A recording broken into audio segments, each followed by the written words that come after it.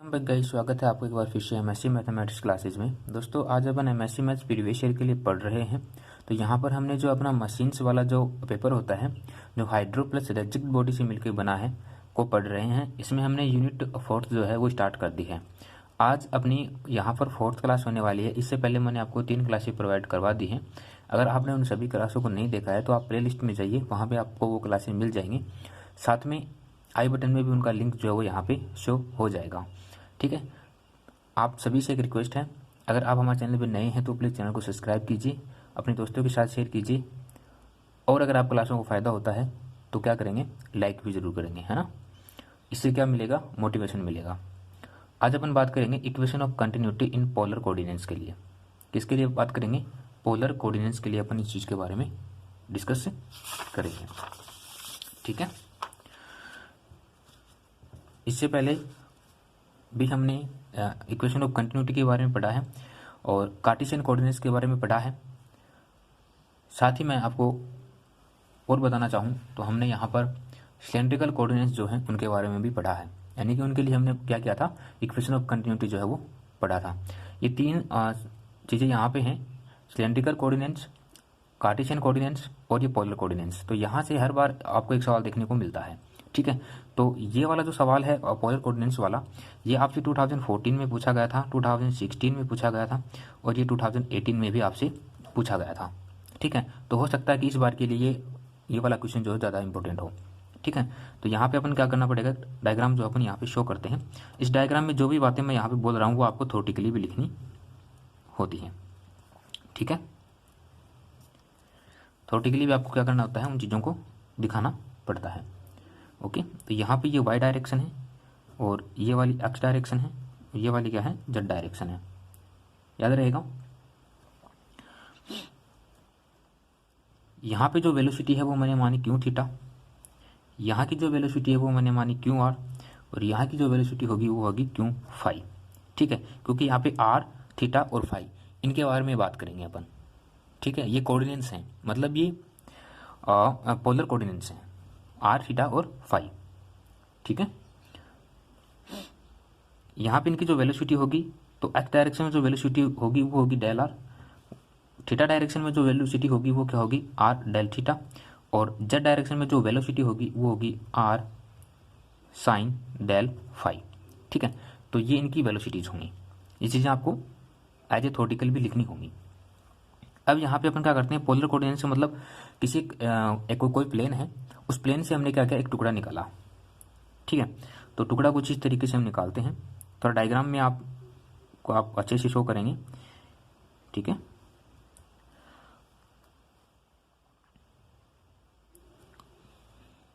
मेरे कहने का मतलब ये है कि आपको जो डायग्राम शो करना है वो कुछ इस तरीके से, जो प्लेट अपन काटेंगे वो कुछ इस तरीके से कटने वाली है, समझ रहे हैं। थोड़ा सा ये आगे से गोल रूप होगा इसका, आप डायग्राम को अच्छे से शो करेंगे, इस चीज़ को ध्यान रखना है। और इन सभी को क्या करेंगे, जो हमारा स्टार्टिंग पॉइंट जो है, जो हमारा जो मूल बिंदु है, वहाँ पर इसको मैच कर देंगे। ठीक है, आप ओके प्यारे बच्चों, जो स्टेप यहाँ पे कटा है सेम ऐसा ही एक स्टेप यहाँ पर भी कुछ कटने वाला सा होगा, दिख रहा होगा आपको। ये थोड़ा सा डायग्राम जो है वो आप समझ रहे हैं, है ना। ये इसको चौकोर सा समझना है ना, कुछ इस तरीके से गोल गोल सा। तो यहाँ पे ये कोई बिंदु ए है, ये कोई बिंदु ए है, ये कोई बिंदु बी है, ये सी है और ये डी है। उसी प्रकार ये वाला बिंदु ए डैश, फिर ये वाला बी डैश, ये सी डैश और ये डी डैश कोई बिंदु होगा, ध्यान रहेगा। ओके, यहाँ पे ये वाला जो कोण है ये क्या है, थीटा है। अगर ये थीटा है तो ये क्या होगा, डेल थीटा होगा, है ना। और ये कुछ इस तरीके से पॉइंट जो हो आपको देखने को यहाँ पे मिलेंगे। ठीक है, यहाँ पे ये जो डायरेक्शन जो हो रही है ये क्या होगी, क्यों थीटा के लिए डायरेक्शन होगी स्टार्ट, और यहाँ से यहाँ तक जो है, अगर मैं डायरेक्शन के अकॉर्डिंग बात करता हूँ तो ये क्या होगी, डेल आर होगी, क्योंकि आप देख पा रहे होंगे यहाँ पे ये एक्स डायरेक्शन में इसको डिनोट कर रहा है। ठीक है, ये वाला जो पॉइंट है ये क्या होगा, यहाँ पे आर डेल थीटा होगा। ठीक है, अकॉर्डिंग टू डायरेक्शन। इन चीज़ों को आप अच्छे से समझ लीजिए। ओके। अगर यहाँ पे डायग्राम को समझ नहीं आ रहा तो आप क्या करेंगे, बुक से इस डायग्राम को अच्छे से डिनोट कर लेंगे, ठीक है।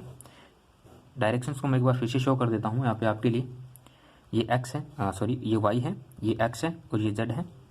यहाँ पर फिर से मैं आपको बता रहा हूँ, इसकी जो वेलोसिटी है यहाँ पे क्यू आर होगी, यहाँ पे क्यू थीटा होगी, यहाँ पे इसकी जो वेलोसिटी है वो क्यू फाई होगी, ओके। इस तरीके से आपको क्या करना है, इसका डायग्राम जो है वो शो करके बताना है, ओके। मतलब हमने एक पोलर था, उस पोलर को क्या कर दिया, छोटा सा उसका हिस्सा कट करके, और उसी के बारे में अगर अपन इसके कोऑर्डिनेट्स की इक्वेशन ऑफ कंटिन्यूटी निकाल देंगे तो वैसी एक जो इक्वेशन ऑफ कंटिन्यूटी मिलने वाली है सभी के लिए, जो ऐसे कितने भी पार्ट बनेंगे छोटे छोटे, उन सभी के लिए सेम इक्वेशन ऑफ कंटिन्यूटी हमें मिलने वाली है, ओके। तो हमने अभी जो कुछ भी बोला उनको मैं क्या कर देता हूँ, ड्राइव कर देता हूँ, मतलब अथॉरिटिकली लिख देता हूँ। क्योंकि होता क्या कि एग्जामिनर जब डायग्राम से नहीं समझ पाता है चीज़ों को तो वो क्या करेगा, अथॉरिटिकल पार्ट्स पे जाएगा और वो वहाँ जा करके उन चीज़ों को समझ लेगा, ठीक है। तो यहाँ पे आप इसको एक बार प्लीज़ जल्दी से क्या करेंगे, एक बार नोट कर लेंगे। मैं बोल देता हूँ कि let A B C D A dash B dash C dash B A perpendicular and coordinates of A r theta and phi and C dash r plus del r theta plus del theta phi plus del phi and let A dash equal to del r A B equal to r del theta A D equal to r sine theta del phi, ठीक है। And q r Q theta q phi be the velocity components at a point A and r theta phi direction. मतलब ये r theta और phi direction में क्या है, इनकी velocity है, क्यू आर क्यू थीटा और क्यू फाई, ठीक है। और रो क्या होती है, हमारी डेंसिटी होती है उस फ्लूइड के लिए, ठीक है। अब हमें क्या करना है, जैसा कि हम पीछे करते आए हैं कार्टेशियन कोऑर्डिनेट्स में और सिलेंड्रिकल कोऑर्डिनेट्स में, तो हम क्या करते थे कि हम किसी एक फेस से किसी फ्लूइड को एंटर कराते थे और वहाँ पर हमें जो उसका टोटल मास मिलता था उसको लिखते थे। उसके बाद में जिस फेस से जो हमारा फ्लूइड एंटर हुआ है उसके विपरीत फेस के द्वारा जो फ्लूइड है वो निकलेगा, तो वहाँ पर उसका कुछ मास होगा, ओके। समझ रहे हैं आप? सेम वैसा ही प्रोसेस हम यहाँ पे करेंगे। तो हम क्या लिखेंगे कि now mass of fluid entering from faces A B C O D, इस फेस से हमने क्या किया, इन आर डायरेक्शन, ठीक है। इस डायरेक्शन से क्या होगा, जो हमारा फ्लूइड है वो इंटर करेगा तो उस टाइम पर हमारा जो मास है वो क्या होगा, rho Q R are square sine theta del phi, ठीक है। इसको मैं क्या लिख सकता हूँ, एफ आर थीटा और फाई, इसको मैं ऐसा लिख सकता हूँ, बोल सकता हूँ, कोई दिक्कत, नो दिक्कत। अब क्या होगा कि ये पासिंग आउट होगा। नाउ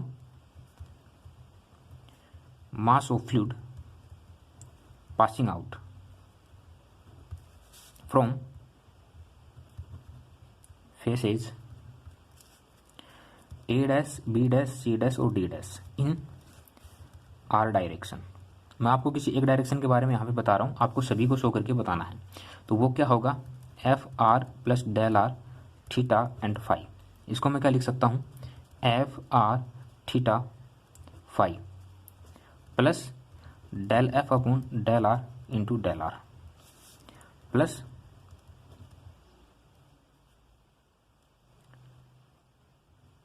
हायर ऑर्डर टर्म्स,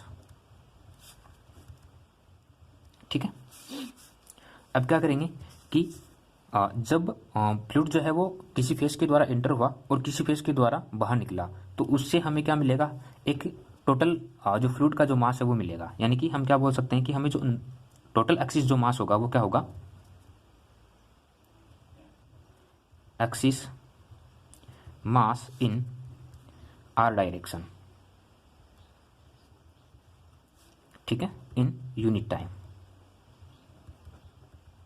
ये यूनिट टाइम यहाँ पर भी लिखना आपको, ठीक है।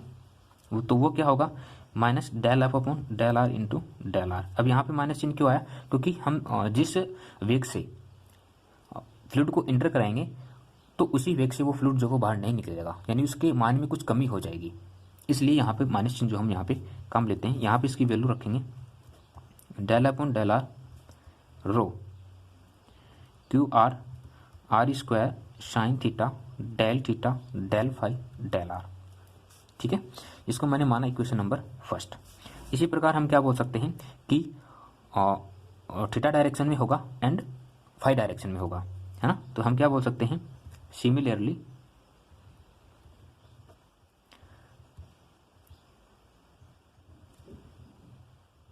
एक्सिस मास इन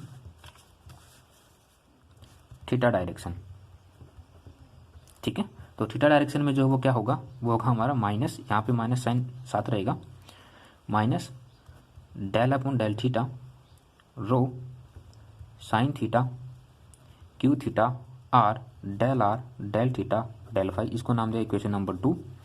और इसी प्रकार क्या होगा, फाई डायरेक्शन में होगा, ठीक है। तो फाई डायरेक्शन में क्या होगा, minus del upon del phi रो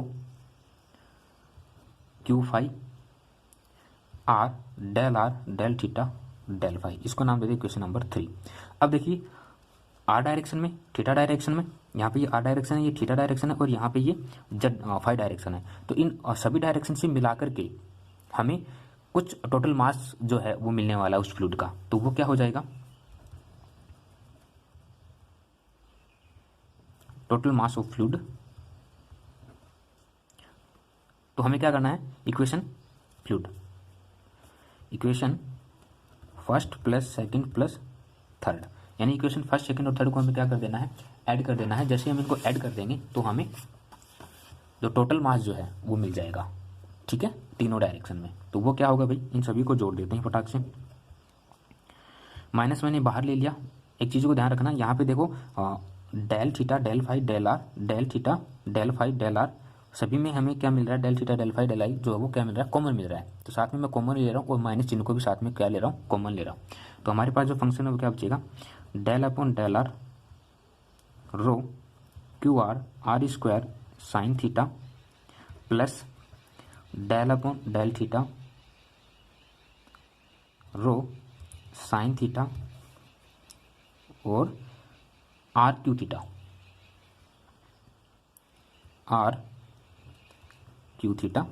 फिर यहाँ से फाई डायरेक्शन में क्या मिलेगा, del upon del phi rho Q phi into are, ठीक है। और डेल आर डेल थीटा और डेल फाई, ये क्या मिल जाएगा, हमें कॉमन मिल जाएगा, ठीक है। बट हमें क्या पता है कि हमें ये पता है कि जो हमें तो ये पता है क्योंकि क्यों पता है, क्योंकि हमने जो फ्लूइड था उसको किस वेग से उस फेस के अंदर डाला था, तो ये हमें पता है ऑलरेडी, ठीक है। But we no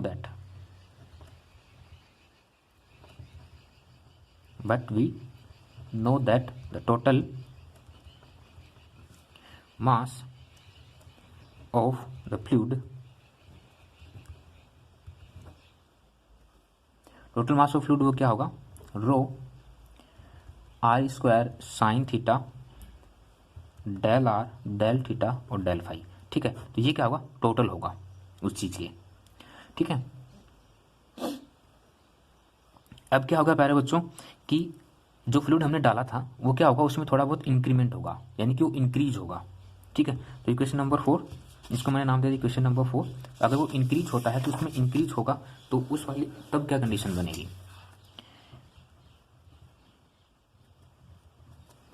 increase of total mass, ठीक है। वो क्या होगा, del upon del t rho are square sine theta del are del theta और डेल फाई, इसको मैंने नाम दिया इक्वेशन नंबर 5, इक्वेशन 5, ठीक है। इक्वेशन 5 और हमारा जो टोटल मास आया था, जैसे ये वाला, इसको मैंने कोई नाम नहीं दिया ना इक्वेशन, ठीक है, कोई दिक्कत नहीं। ये वाला जो इक्वेशन आया था हमारा, इक्वेशन नंबर फर्स्ट सेकंड और थर्ड को जोड़ने के बाद में हमारा जो टोटल मास आया था वो प्लस इक्वेशन नंबर 5, ये क्या होना चाहिए, सेम होना चाहिए, ठीक है। क्या होना चाहिए भी, सेम होना चाहिए। तो फ्रॉम इक्वेशन ऑफ कंटिन्यूटी, अब आप बोलोगे सेम क्यों होना चाहिए, क्योंकि ऐसा इक्वेशन ऑफ कंटिन्यूटी बोलती है इसलिए, ठीक है प्यारे बच्चों। तो यहाँ से हम क्या करेंगे, del upon del t rho are square sine theta del are del theta और डेल फाई जो है ये क्या होना चाहिए, उसके बराबर होना चाहिए। तो वो क्या होगी, del upon del are rho are square sine theta q r plus del upon del theta rho sine theta q theta into r plus del upon del phi rho Q phi into r del are del theta और del phi. ठीक है, ये क्या होगा, इस चीज़ के बराबर होना चाहिए। अब यहाँ पे आप देखेंगे कि ये वाला फंक्शन और ये वाला फंक्शन दोनों क्या है, सेम है, तो यहाँ पे इसको हम कट कर देंगे और हमारे पास जो फंक्शन है वो बचेगा del rho upon del t r square sine theta equal to minus del upon del are rho are square sine theta q r plus del upon del theta rho sine theta q theta into r plus del upon del phi rho Q phi into are. ठीक है, ये बचेगा अपने पास, ध्यान रहेगा सारा issue सभी को। अब क्या करेंगे, ये जो आर स्क्वायर ना, ये वाला जो आर स्क्वायर है, इस आर स्क्वायर को अपन क्या करेंगे, इस साइड भेज देंगे। क्या कर देंगे भाई, इसको इस साइड भेज देंगे।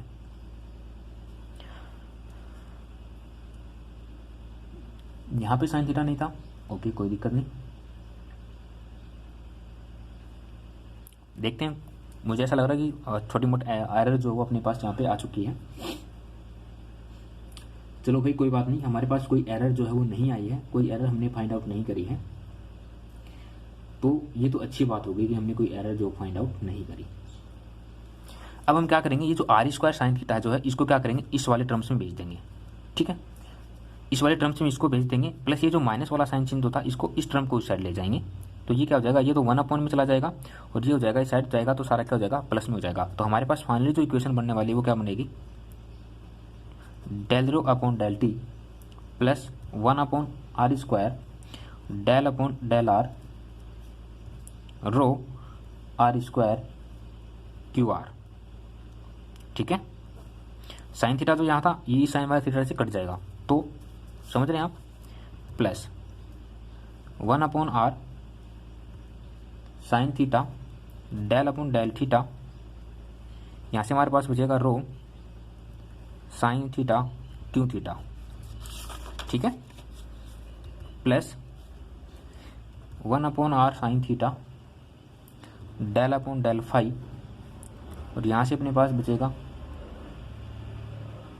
रो और ये वाला है क्यू फाई। ठीक है, और ये पूरा फंक्शन क्या होगा, 0 के बराबर होगा। अब आप बोलोगे 0 कहाँ से आया, तो देखो मैंने वापस मैं इस चीज़ को रिपीट कर रहा हूँ कि ये जो माइनस चिन्ह था ये क्या हो गया, इस साइड चला गया, इसलिए ये इक्वल टू में 0 हो जाएगा। ठीक है, तो ये क्या हमारी पोलर कोऑर्डिनेट इक्वेशन है। दिस इक्वेशन इज कॉल्ड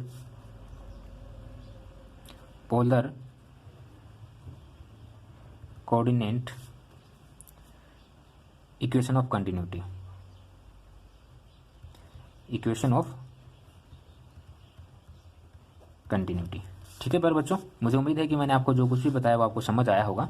अगर आपको किसी स्टेप में कोई दिक्कत आ रही है तो आप क्या करेंगे, कमेंट करके पूछ लेंगे, इतना ही करना है। ओके, तो प्लीज़ अपने दोस्तों के साथ शेयर जरूर करें, है ना, और लाइक्स और कमेंट डाल के ये जरूर बताएं कि आपको क्लासेस कैसी लग रही हैं, आपको बेनिफिट्स हो रहा है या नहीं हो रहा है। ठीक है, मैं जल्द से जल्दी क्लासेस आपको प्रोवाइड कराने की कोशिश कर रहा हूँ, क्योंकि 25 नवंबर को इंप्रूवमेंट का जो पेपर है वो यहाँ पे होने वाला है। 25 नवंबर 2020 को शेखावाटी यूनिवर्सिटी सीकर के लिए इंप्रूवमेंट का पेपर होने वाला है, मशीन्स पेपर का। ओके, सो आज के लिए इतना ही, थैंक यू सो मच।